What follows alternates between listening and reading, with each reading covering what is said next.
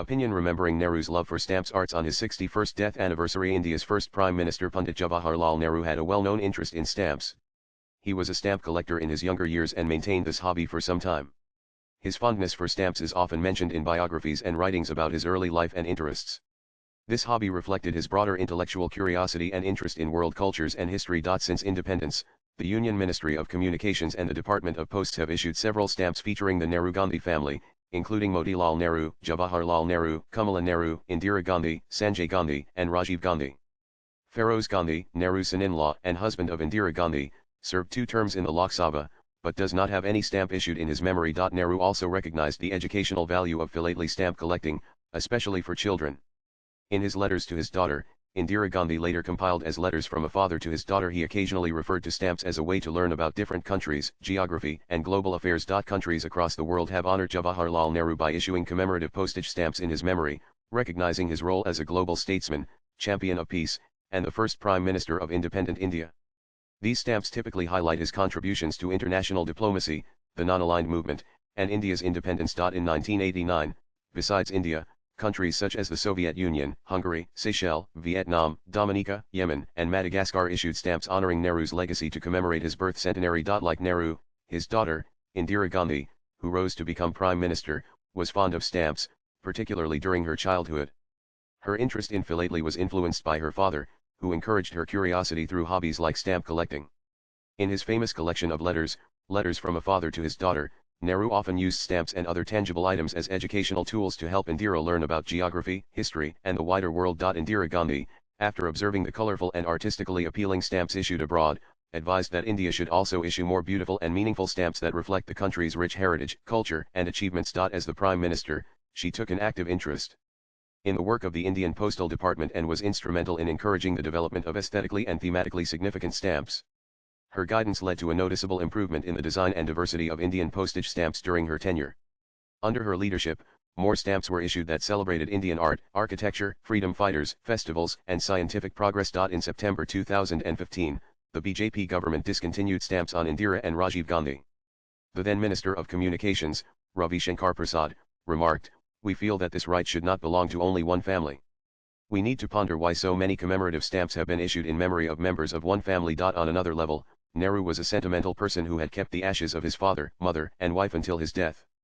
According to H.Y. Sharda Prasad, who had served as Indira Gandhi's media advisor, 3 small containers, aluminium and earthen pots, were kept in a locked compartment of an almirah at Anand Bhawan. Indira reportedly instructed Prasad to go to her house and clear 2 almirahs that had belonged to Nehru. When Prasad presented an oral report to Indira, she instructed the caretakers at Anand Bhawan to immerse the ashes of Motilal Nehru, Svarup Rani Nehru, and Kamala Nehru at the Sangam. In his book, The Book I Would Not Write and Other Essays Chronicle Books, Prasad recalled Indira telling him, "It is not done to retain ashes this way." Prasad felt that Indira made fewer concessions to sentiment than Nehru. At Anand Bhawan, Prasad also saw a bundle of 4 books bound in calico. They were typed copies of a book which Jawaharlal Nehru wrote in the Dehradun jail when he had been imprisoned there.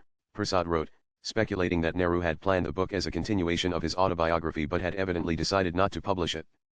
The top copy bore a single summary word rejected in Jawaharlal Nehru's own hand. Prasad could not help but observe here was an acclaimed author who was so fastidious about his writing and so exacting in his self-appraisal that he had evidently come to the conclusion that the book was not good enough for publication. Prasad, himself an author of repute, could not help wondering, as I gazed at the title page, I wondered if there were many authors, even with a fraction of Jawaharlal's grace of mind and style, who would exercise such a self-denying ordinance against publishing what they had spent days and months writing. Sharda Prasad described his 2 days as Ali Baba at Anand Bhawan. Nehru's almirah also contained a copy of the Ramayana and the manuscript of a book by Dr. Syed Mahmud on Hindu-Muslim unity. A calf leather-bound book contained only a few pages in Motilal Nehru's handwriting. The title page read, Visit to Europe 1905. Nehru's almirah also held telegrams and condolence messages received at the time of Kamala Nehru's death in 1936. He had preserved letters and congratulatory notes sent when Indira Nehru married Feroz Gandhi in March 1942. At the wedding, Nehru gave every guest a small pamphlet on marriage customs. Sharda Prasad found its manuscript, in Nehru's handwriting, in the cupboard. Also found in Nehru's almirah was the draft of the National Planning Committee, which later became the Planning Commission and is currently known as NITIIG. Nehru had also saved his Inner Temple certificate, his call to the bar document, and his enrollment certificates as an advocate of the Allahabad High Court. He had preserved the proceedings of the INA trial when Nehru donned the lawyer's robes for the last time to defend Prem Kumar Sehgal, Shah Nawaz Khan, and Gurbaksh Singh Dhillon. In the post-independence era from 1947 to 1964, Nehru was in close touch with a generation of politically inclined filmmakers and actors such as Sarab Modi, Prithviraj and Raj Kapoor, Mehboob Khan, Dilip Kumar, Nargis Dood, and others who championed progressive social norms. Lata Mangeshkar also witnessed Nehru's deep interest in cinema. During the Sino-Indian War, Lata was called to Delhi for a fundraising function for the Indian Army. Her song Amir Watan Ke Lagan moved Nehru to tears. She later recalled her meeting with him: after I finished my 2 songs, I went backstage to relax with a cup of coffee, unaware of the enduring impact the song had created. Suddenly, I heard Mehboob Khan Saab calling for me. He caught hold of my hand and said, "Chalo, Panditji Jawaharlal Nehru ne bulaya hai, come, Panditji has sent for you." I wondered why he wanted to see me. When I went out, everyone including Panditji, his daughter Indiraji, and Radha Krishnanji stood up courteously to greet me. Mehboob Khan Saab said, "Ye rahi hamari Lata. Aapko kaisa laga uska gana, this is our Lata. How did you like her singing?" Panditji said, "Bahut aksha. Mary Ankhan main payani a gaya, very nice." There were tears in my eyes. Swipe left for next video. Krishnakant Sharma is a New Delhi-based technology professional with experience in IT, telecom digital transformation domains. He has worked with the government as well as the private sector. His interests include politics, military, technology, geostrategy and gender rights.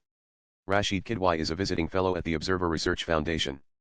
A well-known political analyst, he has written several books, including 24, Akbar Road, and Sonia A biography.